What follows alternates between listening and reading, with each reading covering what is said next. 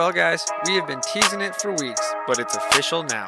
I am Keegan Russell, and I am the host of the KC Sports Authority podcast, formerly known as the Sports Authority Gurus podcast. I'm excited that our rebrand has been finalized and we can get back to delivering you high-quality sports takes.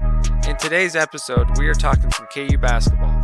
Now, our last episode was a preview of the season, and today we're going to check in on the Hawk season thus far and get you prepared for the monster rivalry matchup with Missouri this Saturday, December 10th. So let's get into it.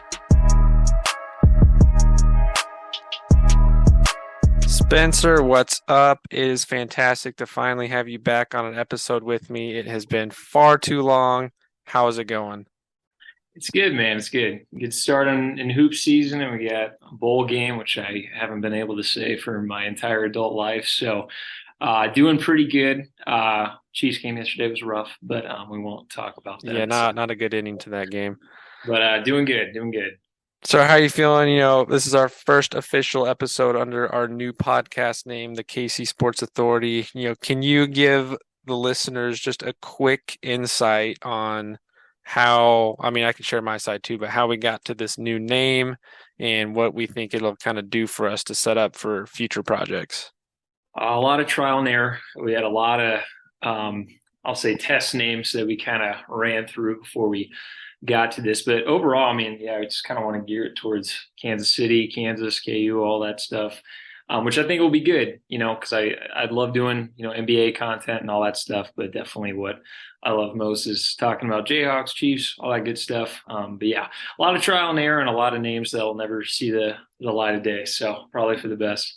We did go through quite a few, and some of those we'll save for maybe some series episodes later down the road. But yeah, Spencer was the mastermind behind the logo. That is definitely up his alley of skill set. So if you like that, shout out to Spencer, let him know. The cool thing with that, and you know, this isn't an official announcement for it yet, but merch is in the works. We are working on some mock-ups of different ideas for shirts and sweatshirts and hats. So hopefully that's something we'll have a little bit ways down the road. Just got to come up with enough of investment money to get that going, but hope to have that for you guys coming soon. And then along with that, we're going to be getting into some video-based episodes here down the road. Still going to be mostly audio for now, but we've got a couple different things for projects that are in the works that I'm hoping we can be on camera for. But that is still a little ways away. So anyways, like we mentioned in the intro, this is the first official episode under the new name. And in today's episode, we are talking my favorite topic, and that is KU basketball. If you've been following along with us in this podcast so far, this is our third episode. You know, way back several months ago, we did our season recap, national championship celebration, and kind of gave you an outlook on what we thought was going to happen coming into the year. And then a few weeks ago, I gave you my season preview. So since then, it's been several weeks into the season already. The Hawks are prepping for a big matchup this weekend with Mizzou that we're also going to talk about. But to give you guys a quick season recap so far, KU's current record, they are sitting at 8-1. And as of today, they are number 6 in the polls. The only loss that has occurred so far was against Tennessee, which was an incredibly tough matchup down at the Battle for Atlantis. We'll talk a little bit about that game, but 8-1 so far, a couple of big matchups. You know, we faced Duke in the Champions Classic. You know, before that had a couple easy cupcake games like normal. And then we had that big Duke matchup which of course fell our way, and KU knocked off Duke 69-64. Big headline coming into the season, though, was that KU was doing some self-imposed suspensions of Bill Self and Curtis Townsend. So Coach Self was out the first 4 games, and Norm Roberts took over the head coaching duties, and he did fantastic. If you guys don't know, Norm Roberts has been a head coach before, so there wasn't really too much worry about how he would handle that. But KU came out 4-0 during that stretch. And then, of course, Bill Self came back just in time to make that trip to the Bahamas. Wouldn't want to miss that opportunity. He gets back just in time for that Battle for Atlantis. Battle for Atlantis was pretty intense. 3 games, 3 days. You know, the Hawks came out 2-1, again, losing that tough matchup with Tennessee in the finals. And even before that, they barely escaped Wisconsin and NC State the first 2 games. And it was pretty rough. Not the best shooting. You could tell they were tired. Intense 3 days of basketball. So they had a much needed break after that, came back, had 2 cupcake games on the schedule, and now in Fieldhouse, get back in front of your home crowd. Definitely much needed. and 2 big blowout victories there. And so that kind of leaves us looking ahead to Mizzou. They've had between their last game and the Mizzou game, they'll have had a week off. So some time to recover and get some guys healthy. A couple injuries we'll talk about. And that leaves us with the Mizzou game coming up. So before we break down that game, Spencer, let's just go back to the first few weeks of the season. What are some of your takeaways so far? Are they meeting expectations? Are they exceeding them? What's your takeaway from this team so far? Yeah, I think it's a really fun team to watch. I think this is a roster where you're going to see a lot of spreading the ball. You're going to see a lot of different focal points in offense, and I think you'll see a lot of experiments kind of throughout the year as time goes on what works and what doesn't. Some of the positives I've seen is Jalen Wilson is a bucket, which he was last year, but now he's the primary offensive weapon, and he is definitely not disappointing. He's already at 22 points a game, and I just love he plays with really good pace, and he's very very patient. I don't see him force a lot of shots. He does take a lot of shots, but I think a lot of them are pretty solid for him. He's improved a lot from the perimeter. It's still not his strength, but he at the very least can help spacing a little bit. And then Grady's been great. He reminds me a lot, and I'll probably say this like 4 or 5 times because it's really exciting. He reminds me a lot of Ben McLemore. I think super good shooter, good athlete, good first step. He just reminds me a lot of his play style. And just having him on the floor, even when he kind of goes quiet a little bit, it still helps spacing so much, and it lets Jalen kind of have free reign to drive in and make some plays. So I think they're meeting the expectations. I mean, we haven't had a ton of moments where we're really going to see how the team's going to be, how they're going to develop throughout the year. I think the Duke game was a really good showcase for us, and the Wisconsin game, because those are two pretty tough ones, and had pretty tough matchups with Filipowski and all that. So overall, though, I think we've been really fun to watch. And DeJuan Harris has been fantastic. So he's great. He's one of my favorite point guards of the last couple of years, just the way he plays. But I'm pretty impressed with us so far. I think I agree with you there. Jalen Wilson by far has been the best part of the season. He's already averaging north of 20 points a game, almost averaging a double-double. I think right now he's averaging like 9.3 rebounds per game and sitting just under 22 points. So he is clearly in the race for Player of the Year candidate. This will be another year where Bill Self has a guy averaging close to 20, if not more, and hopefully he can get that going. But I've been real impressed with him. Obviously, he's the guy this year compared to the fourth or fifth option last year, sometimes the third option. But now he's primed for that role of the alpha dog, and so far he's living up to it. I think what's been impressive with him, he had a 1 or 2 games where it's pulled him back down, but he's been shooting fairly well from the free throw line too, which has been a struggle for the team. But Jalen's been quite impressive. Like you said, he is getting a lot of shots up, and I think that's okay. He's probably next to Grady. He's probably the guy on the team you want taking the most shots throughout the night. And so far he's held up. And then DeJuan Harris has been very incredible. It's clear that when he's not on the floor, we have some struggle, and we'll get into that as we talk about some other matchups and stuff. But when DeJuan Harris is on the floor, he's one of the most important players on the court at all times. Even if he's not stuffing the stat sheet, he's distributing the ball, keeping the offense flowing. He's locking down the best wing player on the other team. He is the alpha leader on the court, and he is very important to us. And obviously when he's not in the game, the offense struggles. Let's look at a couple statistics on the season so far for KU. So they're starting out averaging about 78 points per game right now, on 47% from the field goal percentage from the floor, shooting just under 36% from three, which is pretty decent considering they don't have a lot of shooters. The biggest one here is they're only shooting 65% from the free throw line, which is not great. And if you've been paying attention and watching the games, it's been very clear that is a struggle for us.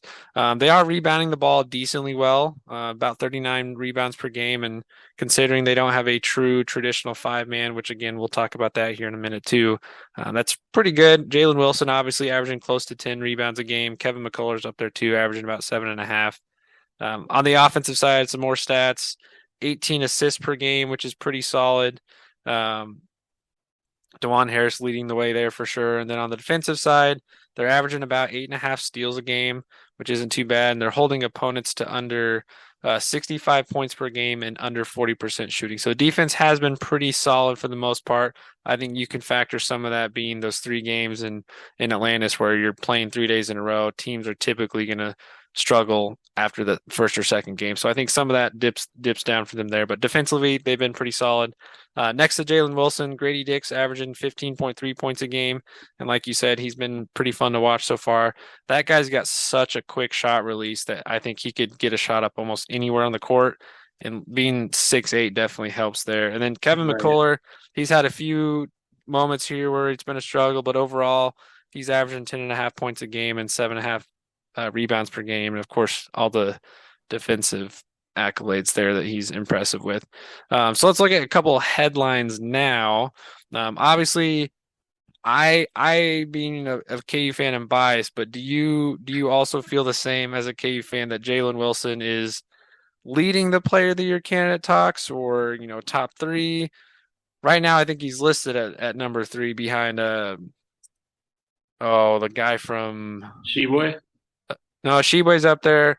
Then there's the guy from Purdue, Oh, yeah, and yeah. then Chris Murray, Zach Edey.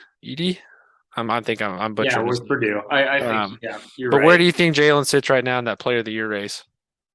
Yeah, I think it's still pretty early in the season, but I mean, we're going to probably finish anywhere from, 5 to 8. We're going to definitely be a top 10 team, if not a top 5 team, probably by the end of the year. And you're looking at the best player on the team. So I definitely think he's got an argument. I think he's two-dimensional, so I think he's pretty solid defensively. He's, like you said, he averages a double-double. He scores, a lot of his points. We've seen a huge improvement from him from last year, from the free throw line, from 3 points. So obviously, I'm biased. Like last year, I was screaming at the TV that Ochai should win, and I didn't see a lot of Kentucky games, so Sheboy probably probably did deserve it. But I definitely like his chances for right now, but it's still early in the season. I definitely think he's more primed to win it because I think, like I said, he has to shoulder such a heavy load on offense that you're going to see him put up some pretty crazy numbers. So if we finish strong, I don't see how he doesn't win it at that point.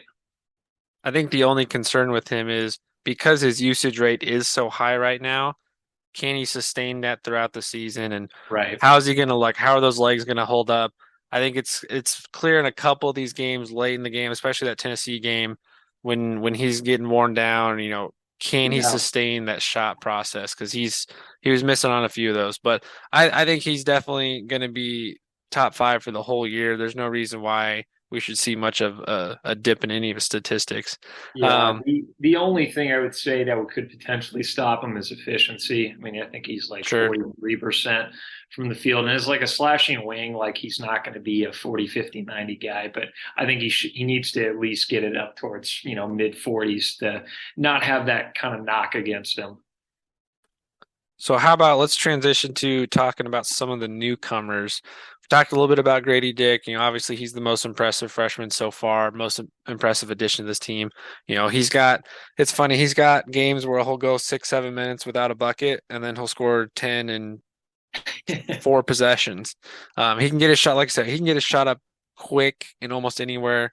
He's been attacking the paint pretty well, being effective on the defensive side of the ball, trying to get in passing lanes, getting that long body out there, and he's been attacking the rebounds as well too.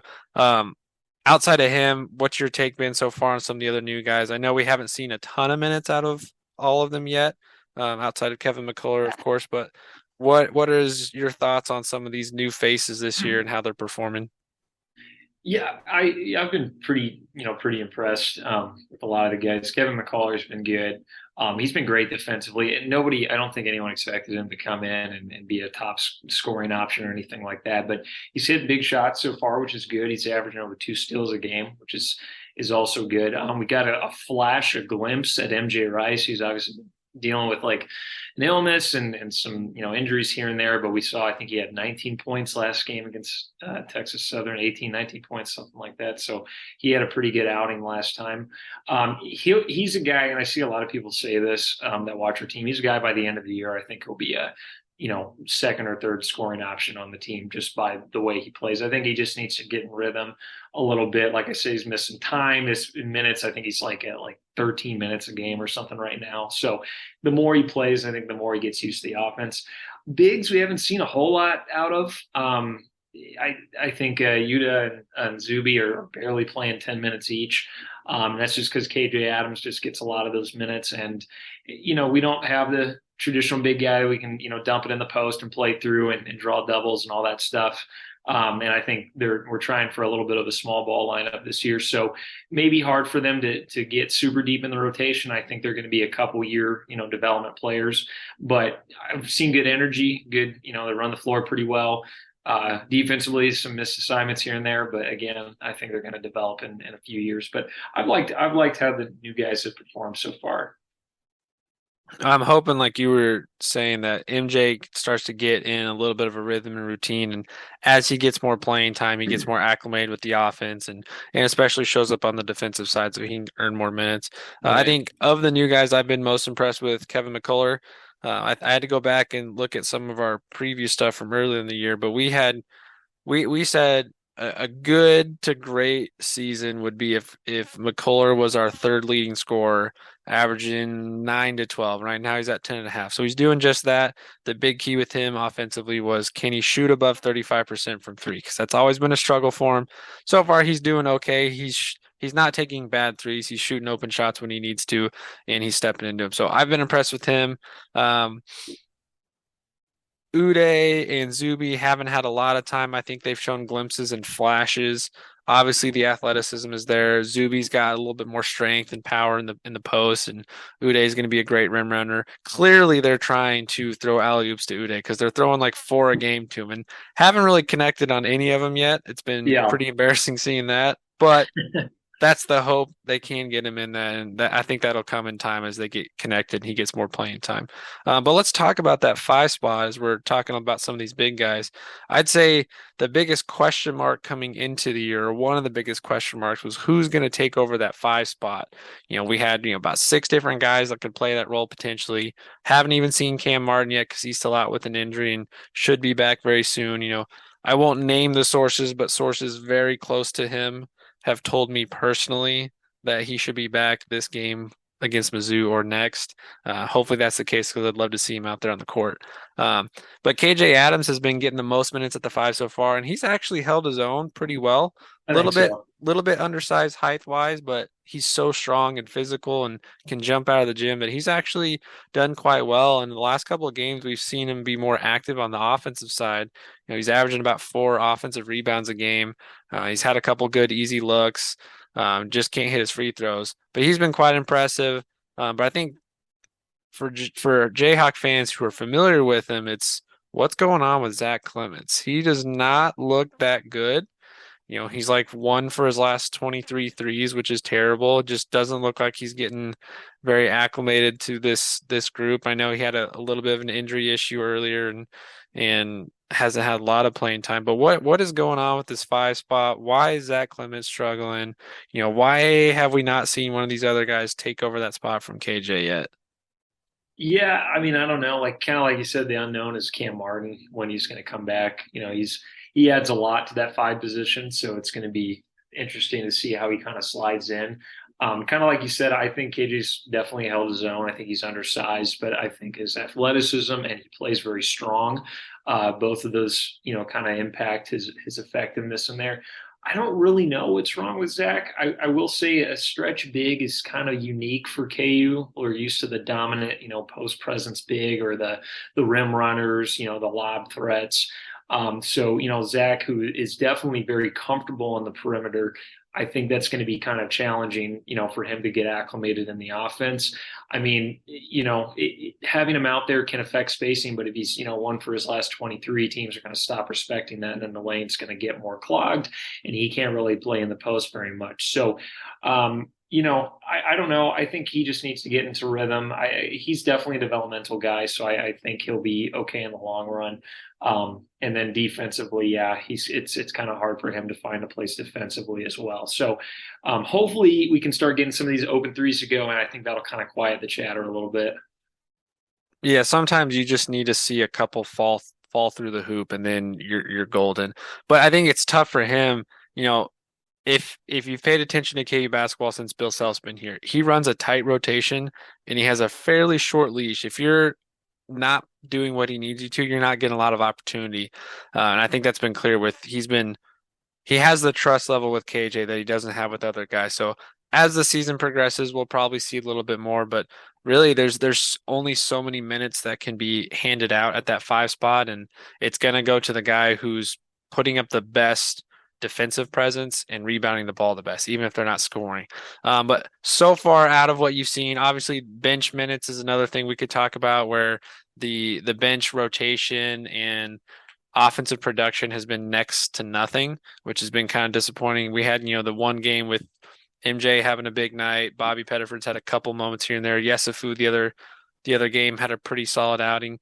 The bench has struggled though, so the offense is very reliant upon Grady and Jalen and even DeJuan Harris getting things going. What do you think is leading to that? Is there something that we're going to start seeing more to improve there? Or, I know Bobby's out right now, so that kind of hurts with the rotation there too. But why is this bench struggling to score points? Or is it just because we're putting the ball in Jalen and Grady and Right. DeJuan's hands so much? Yeah, I mean, it's sometimes it just boils down to the roster. I mean, we don't really have, and I'm excluding MJ Rice for this again until he gets kind of in a rhythm. You don't really have a pure scorer coming off that bench. You have, Yesufu and Pettiford that are definitely, primary ball handlers, can set up, offense up for other people. But you don't have a guy, and I mean, even in the starting lineup, Jalen can obviously get his own bucket. I think DeJuan can set up other people, but necessarily getting his own bucket off the dribble is a question mark. And then Grady is definitely more of a off ball dominant player. So you just don't have a lot of guys that can really, create offense for themselves. And if, let's say, shot clock's down to 10 seconds, your sets aren't working, you can't really, give it to Pettiford and have him, try to get a bucket to the rim or, try to create some space and get a shot off. So I think it just boils down to roster. Again, Clements, having him get some sort of offensive rhythm coming off the bench would really, really help. Because again, that's going to create extra spacing and that's going to let, Yesufu and Pettiford kind of drive in more. But, we just don't really have that spark. I think there's a lot of energy coming off the bench and a lot of good defense, but there's just not a lot of buckets that are coming off just with the roster we have. It is an interesting roster. Yesufu probably is the guy that needs to be that. I'd And agree. Self has said that plenty of times before the season started that this year the focus for Yesufu was you got to go score the ball. Like that's what you do. You can Yep. shoot, you can score. And we've seen glimpses of that. But it is kind of weird when you have a game where someone like Bobby Pettiford and Joe Yesufu, they're getting 18 minutes combined and they're providing zero offensive output. And so Right. that was very evident in that Tennessee game where nobody outside of Jalen could get anything going. And I'm sure as the season goes on, we will see moments in games like that where there is quite a bit of a struggle Yeah. and we're going to be looking to who can get a bucket. Hope is that maybe when Cam Martin comes back, whether he's in the lineup or coming off the bench, that he can provide a little bit of spark. But really, I think we do need one of those bigs just to provide us 3 or 4 minutes of good post presence, get a few looks inside, not forced looks, but get a few good looks inside and maybe, provide somewhat of a presence down there so the defense can start to cave in on them and get to some open shooters. Of the lineups you've seen so far, what do you think KU's best five on the floor is? It's really, gosh, we've ran so many different combinations that that's kind of We tricky. really have. I would say I definitely think you need either Jalen Grady or Dewan on the floor, at least one of them on the floor. And the tricky part is that Jalen, like I said, he's really the guy that's going to get you a bucket, off the dribble.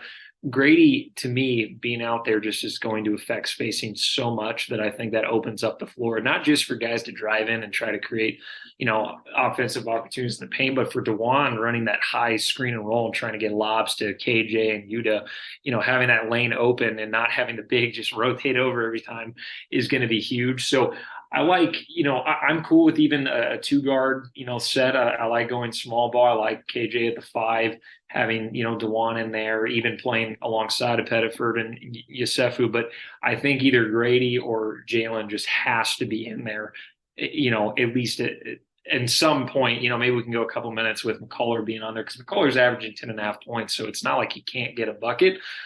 He can shoot. He's got a good mid-range game, and he's can get to the rim a couple times a game. But you need at least one offensive weapon out there, and then I'm fine with playing small ball, KJ at the 5, and then 2 guards up top. I think that's a pretty good lineup for us. We've seen so many lineups and rotations that it is hard to figure that out. Obviously, like you said, anytime Grady and Jalen are on the floor, that is probably best. I think as long as you have those two and Dewan out there, if you want to go defensive heavy, then you have McCullough and KJ out there. If you want to try and get a little bit more offensive production, you swap both those two out for MJ Rice and maybe Uday right now.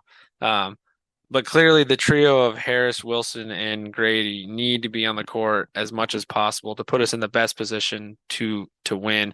I have been impressed with Harris this year on the offensive side. He's attacking the Very. rim more, getting to the bucket, getting some nice little flip layups up there, and he's been a little bit more aggressive. And I think some of that's because he has to. It's weird. KU's typically always had a starting point guard. Your Devonte Graham, your Frank Mason, who can go and get you a bucket, a Tyshawn Taylor, Devon Dotson, a guy that can go get a bucket. And DeJuan Harris isn't really that guy. That's not his forte. But I think we're seeing that he can do it when needed, and he's Yeah. picking and choosing his moments to be pretty effective. And I think that's definitely helped shoulder some of the load where if we're going through a scoring drought, and Harris isn't able to get him at the open, he's just like, you know what? I'll just get to the bucket myself. And I think Right. that definitely helps. Couple more things here. What are some red flags or potential question marks that you think are, even though we're sitting at 8-1, that are holding this team back from being the best version of themselves? And what do we still need to work on to really be a true championship caliber team this year? Yeah, I mean, and there's definitely a couple. It's they're not a perfect team by any means. I think that the biggest ones for me, number one, MJ Rice has to be a scorer off the bench. We can't have bad bench production the entire season. You get to March, you're going to get a time where we've ran the starting lineup to the ground one of the games, and the bench has to come in and provide some sort of production offensively. And if we can't figure that out, whether it's Yesufu or Rice that steps up, that's going to be tricky. Free throws are going to be really bad. Jalen thankfully improved, but KJ Adams is definitely, he's going to get taken out of the game at times if he cannot produce at least 50% from the line. And then you got, McCullough and Harris, in the low 70s. So that's going to definitely bite us in the butt, especially in March. And then shooting has not been as bad as I thought it would be going into the year. We got a lot of guys in the mid and upper 30s that I didn't think would be there. However, I think that's going to dip a little bit, and I could really see games where we struggle from the perimeter. And what's going to happen is they're going to start trapping Grady off every screen. They're going to start doubling him. They're going to start face guarding him. They're going to take him out as a perimeter option altogether. And if we can't hit threes, it's going to just be terrible because there's going to be no room for Jalen to drive. Every time we get into the post, it's going to collapse in. And if we kick it out and no one's hitting their shots, it's not going to matter. So I think there's some potential offensive limitations. So those are really my biggest red flags along with bench production. But that being said, defensive identity is really strong this year. And I do think we have some really good complementary players and players that have improved. So I think there's a lot of reasons to be hopeful for a deep run in March, but those are definitely some stuff we need to work on. If you look at the Tennessee game, I think that is a perfect example of what this team's going to struggle with. When we have to Yeah. play a long, athletic, physically aggressive, defensive-minded team, they took away the three-point line. We shot Yep. horribly from three. Now, that was the third night in a row of a game, so that obviously is going to lead to some of that Right. dip in production. Right. But Yeah. Tennessee didn't look tired. They came out and they had full energy. They were hitting threes. So I think you kind of summed it up pretty well with all those red flags. And I think you see all those in a game like Tennessee where Jalen's Yeah. not going often or early enough. Grady was basically taken out. Dewan couldn't stay on the court because of foul trouble, and we're not going to get into that. Some terrible calls there, but that type of game shows me the red flags KU has. They were not a dominant defensive team for Right. most of that. There were bits and pieces of that game where they excelled, but they weren't very physically aggressive. They didn't control the paint. They didn't have that typical David McCormick guy they could drop it down to and go get a bucket and be physical, lob it into Azubuike and just be a man in the paint. They didn't have any of that. And so I think that's another issue there, size in the paint. KJ is not one that as another team you're really trying to scheme around how to stop him offensively. So I think Right. finding an option in the paint as that fifth man that can be productive and buy you some time when Jalen needs a break. And then, yeah, 3-point shooting. If 3-point shooting is not consistent, this team's going to struggle. Like you said, though, I do feel very good about the defense. I think that's going to be there all year. We've got enough bodies to keep this thing going, to rotate guys in and out. There's really not many defensive liabilities on this team right now. Yesufu has improved a little bit as a on-ball defender. But overall, this team is far from the ceiling they're going to be. A typical Bill Self team does not hit its peak till late January, early February anyway, middle to end of conference play. So this team's still got a lot to work for. And of course, getting Cam back here soon should help. And then when Bobby gets back to being healthy, that's just another guard rotation piece to add to the depth. All right. So next, we are going to talk the Mizzou KU matchup, which is a monster game coming up. So this is year 2 of the rivalry renewed between KU and Mizzou. Last year, KU fans definitely remember the massive beatdown the Tigers were handed here at Allen Fieldhouse, 102-65. Wasn't ever close. In all honesty, Missouri had pretty much nothing for a team last year. Fired their head coach in the offseason.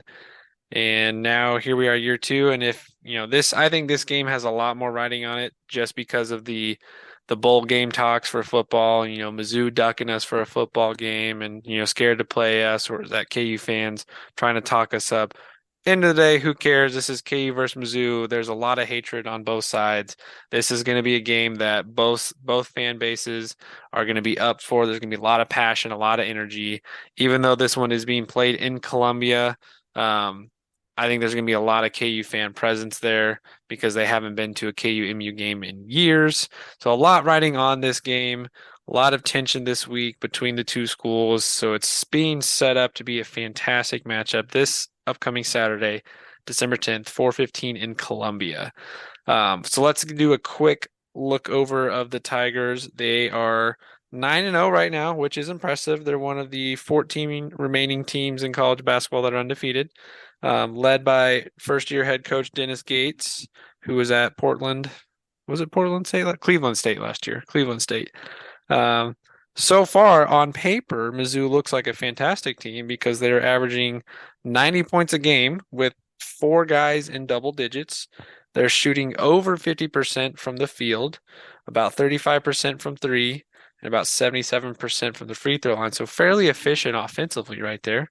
And then defensively, they look pretty solid. They're holding to opponents higher than normal, but about 72 points a game. But they're forcing 14 plus turnovers a game, which is pretty big there. But that being said, this is Mizzou, and they have played absolutely no one to this point. If you look at their schedule, it is nothing but cupcakes. They did have a matchup with Wichita State, which is probably their best game of the year so far. But as you're looking here at their schedule, here's some of the teams they've played: Southern Indiana, Pennsylvania, Lindenwood, SIU Edwardsville, Mississippi Valley State, Houston Christian, Southeast Missouri State, Coastal Carolina, and Wichita State. So most people, you're probably thinking, I only recognize 2 names on that: Wichita State. Maybe you recognize Coastal Carolina and Pennsylvania too, but they've played absolutely nobody. So obviously that's a large reason why they're averaging as much as they are.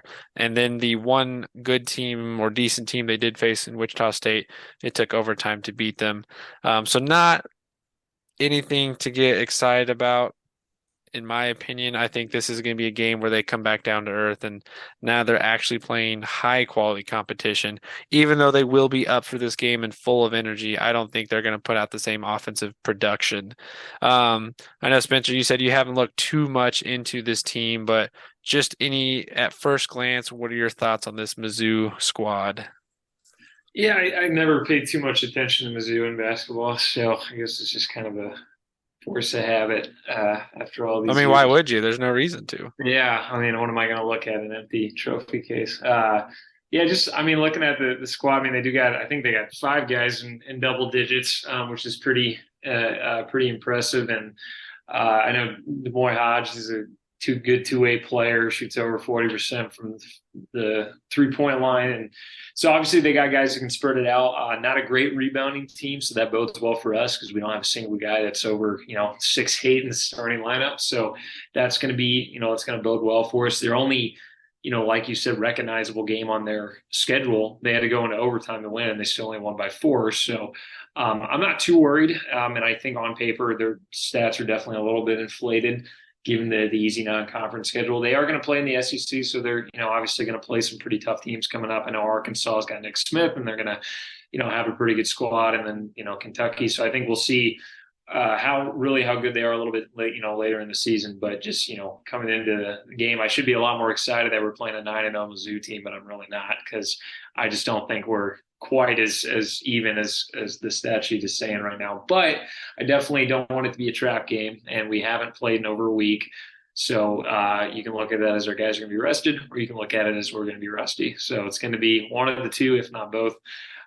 So I don't know. I'm kind of worried that it could be a trap game, but at the same time, I think we match up well on paper, and I'm expecting not a blowout. I don't think it's going to be a repeat of last year, but I definitely think it should be a pretty stress-free win for us. Like you, I too have not dove in that much into this game. Um, on paper, again, just looking on paper, there's nothing that really stands out for Mizzou other than maybe the fact that they're averaging 14 steals a game. So they could be pretty active on the defensive side. And I do anticipate them coming out and being fairly aggressive. Right. Again, mostly because this is a matchup against KU. KU always seems to get everybody's best no matter how good our team is. We always draw out the best in other opponents. And I think this is a prime game for Mizzou to show up, but should be one where ultimately, as you're going through the game, KU should be able to separate themselves. Because as you look at the roster, even though KU doesn't have a lot of size themselves, Mizzou's also kind of like that. They do have a big 7-2 guy, but he only plays like 2 minutes a game. So their starting group, their biggest guy is Kobe Brown, which, one of their upperclassmen, 6'8", 250, and he's going to be probably their main focus offensively outside of Hodge. But I think the other thing Mizzou has going for them is they're a fairly experienced crew. Majority of this team is juniors and seniors. They have one, two freshmen that get some playing time and a couple sophomores. So this is a pretty experienced crew, which usually means they play well defensively, they move the ball well, and they know how to play in big games like this. One Right. small headline or semi-headline, KU fans, if you remember in the offseason, one potential transfer was Isaiah Mosley. Who had the chance to pick between Kansas and Mizzou, and Kansas ultimately landed Kevin McCullough, and so that took that opportunity off the table to transfer to KU. So instead, he went to Mizzou. So I think that'll be fun for him to get on the court and play against a team that he's friends with Dwan Harris, and he knew Christian Brown pretty well. So might be a fun matchup to see some of that guard play back and forth. But yeah, on paper, nothing really scares me. Nothing stands out. They do spread the ball pretty well, so I do think this will be a good opportunity for Mizzou to show what they can do. Because they can spread the ball around, they can kind of hit you from a couple different points. But again, nothing that really just pops off that shows this is a game we should be super worried about. According to all the matchup predictors, KU is listed as only a 56% likelihood of winning, which is a little lower than I anticipated, but I think that's primarily because this is a rivalry game and all that Right. energy and adrenaline on the line is pushing in their favor. I was I would trying to say, find, and I don't have it in front of me right now. I was trying to see what the current line is, and I am not getting that to pop up. So maybe as we're breaking down this coverage, I'll find it. But this is a game like I said, I do anticipate KU um, making their way through the game and coming out on top. But what do you think for a matchup this big? First off, let's look at it from the fans' perspective. We haven't been there in over 12 years. We finally broke the ice last year and getting our first match together against them and getting that back. How much energy and excitement do you think are going to be in this game versus what we had last year?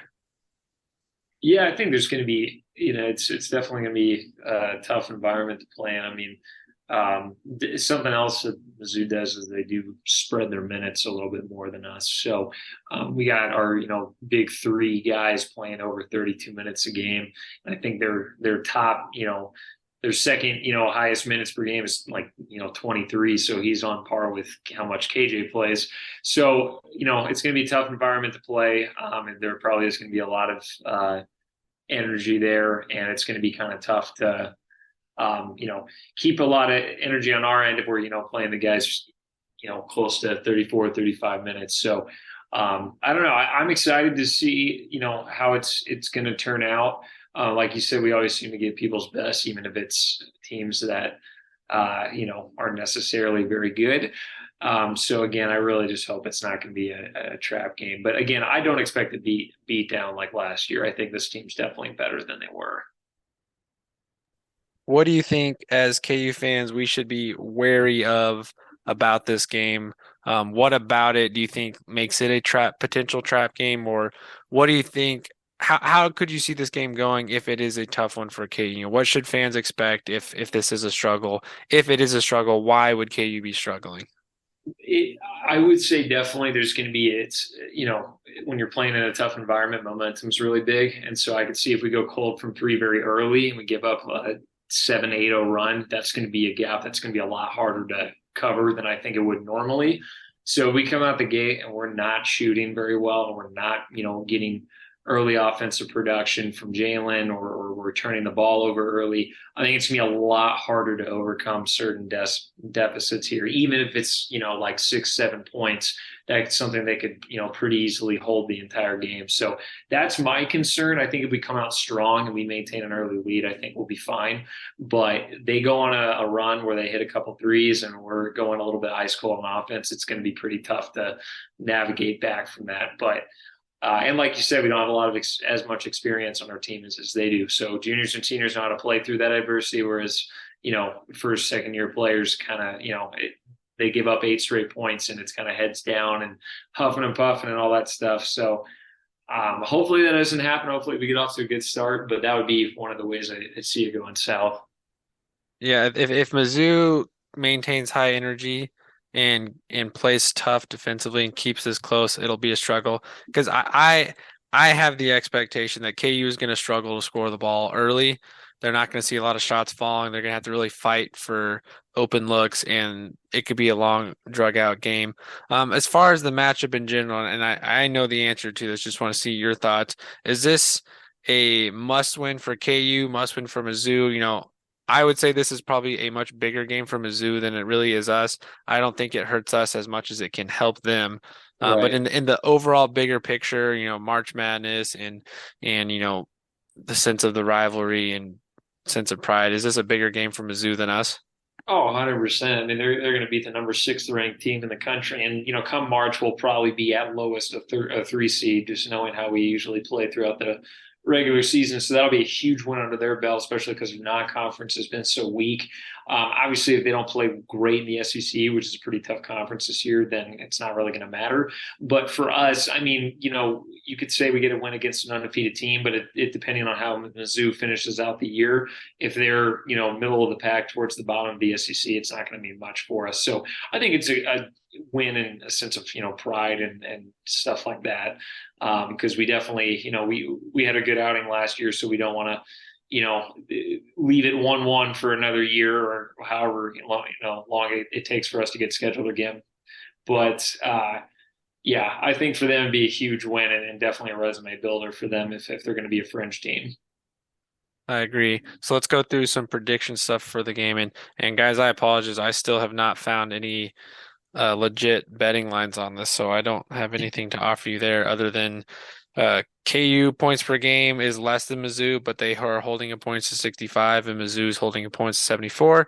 So there alone suggest KU is going to be KU is going to be the betting favorite no matter what. But if you're looking off of point spread right there, that this is definitely in KU's favor.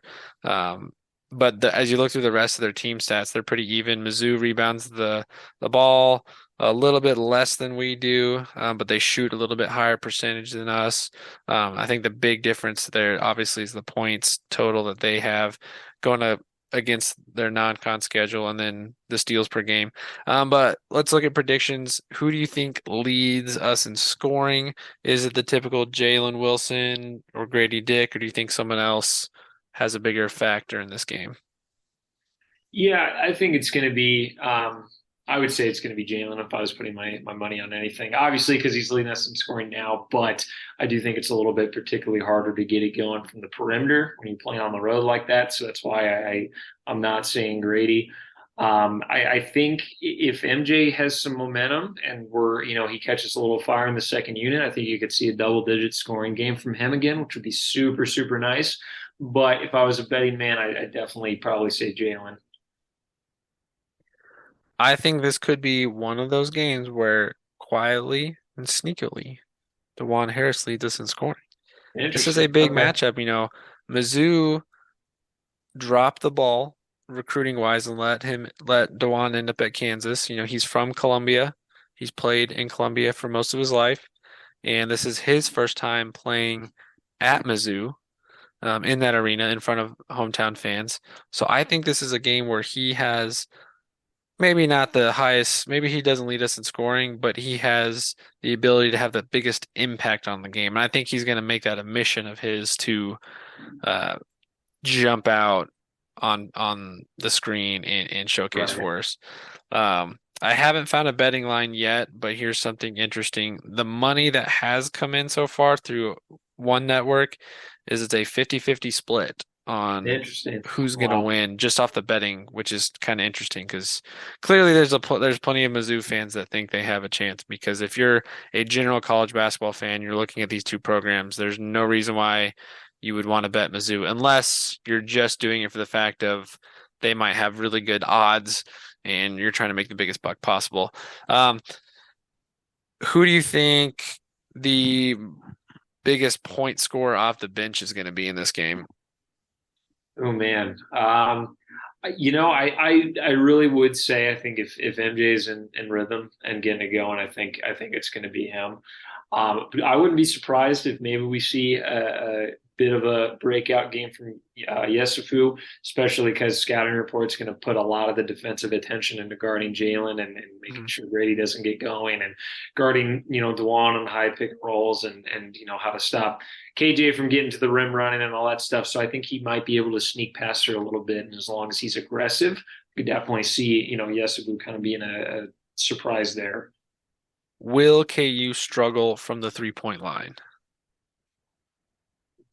Yeah, I think so. I think we will get off to a slow start, but I think midway through the second half, we might get a couple to fall. And then it's crazy, once you get a couple threes to fall, it opens up the entire floor. Then all of a sudden, those tough layups start going in. And all of a sudden, Jalen's, when he curls around the top of the key, all of a sudden, those little 15-footers start going. But I don't think we shoot the ball particularly well. But I think our defense is good enough to hold us over.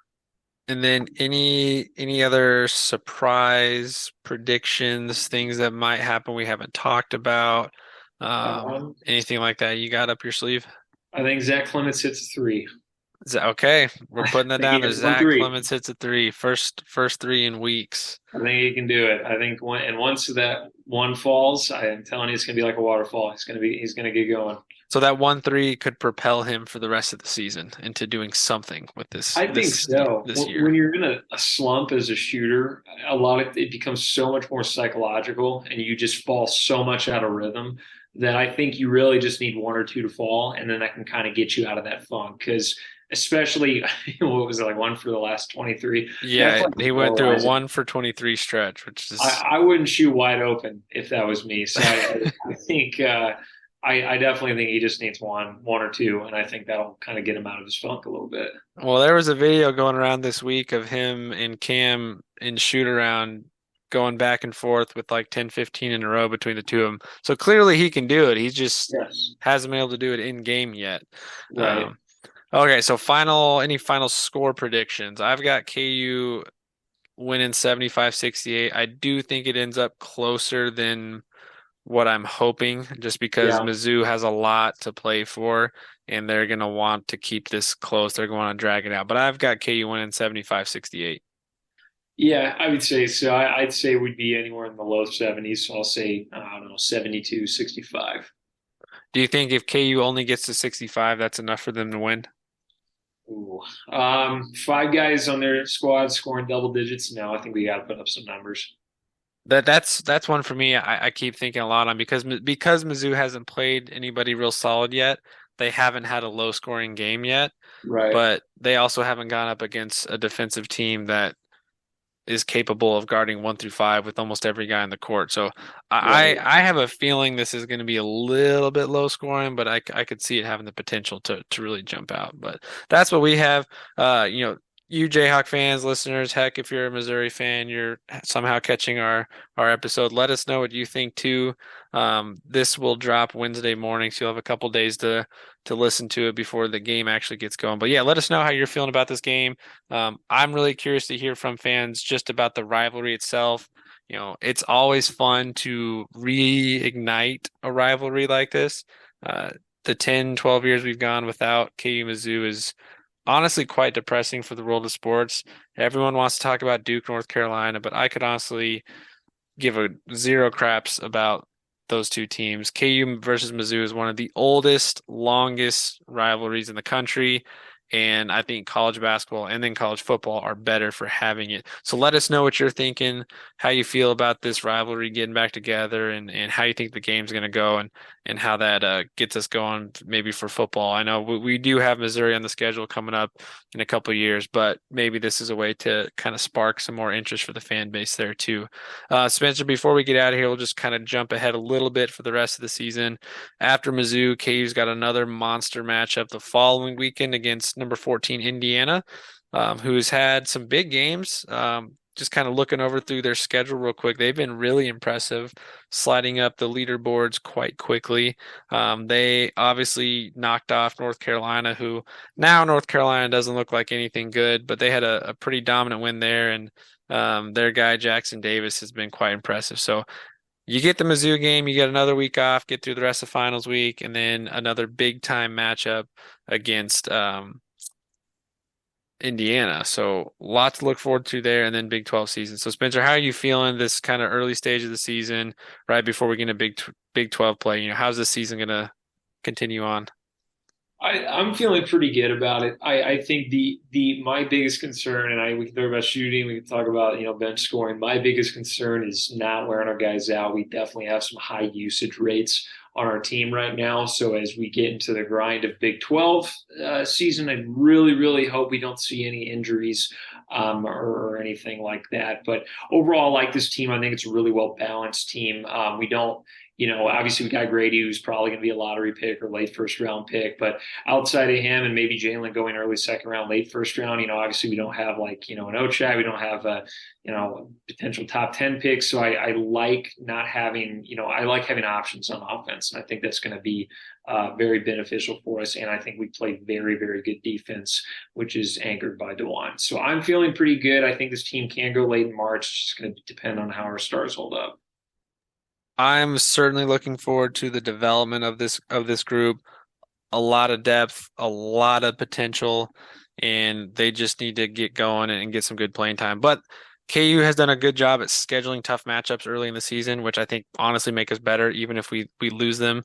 And the Indiana game coming up will be another big test. So a lot more to be excited about, a lot to look forward to, and what better weekend to get more excited about than KU versus Mizzou. So thanks guys for sticking with us through all of our rebrand the last few weeks. I know we've been teasing about it for a while, and we're finally through it. So thank you guys so much for being patient with us. And that just means there is plenty of more to get excited about and a lot more to come. We've got some potential guests lined up for some future episodes and a lot of fun projects we have in the works. In our next episode, Tyler will join me again as we'll recap the KU football season now that it is over and they're prepping for their upcoming bowl game. The Liberty Bowl in Memphis, Tennessee, December 28th against Arkansas. We're going to preview that matchup, give our predictions, and then kind of take a quick look back at the season, give it a quick recap, and then do a slight look ahead talk about the transfer portal, and see what all is coming down the line as we're continuing to build on the success of the Lance Leipold era. So to stay up to date on all of our new episodes and other content, be sure to subscribe to us on YouTube or Spotify, and then you can also find us on Twitter and Facebook. Spencer, it was great to have you back on. I'm excited to do some more stuff with you. I know we're going to get into some more NBA talk coming up, and we've been saying for a while, we definitely want to talk about the Lakers and the Nets and some of the ridiculous drama that's going on there. And so we'll do some of that and break away from our typical stuff. But Spencer, thanks again for joining me today, and I look forward to our next episode together. Yes, sir. Anytime. All right, guys, that is it for tonight. Thank you again, Rock Chalk, and we will catch you guys in the next episode.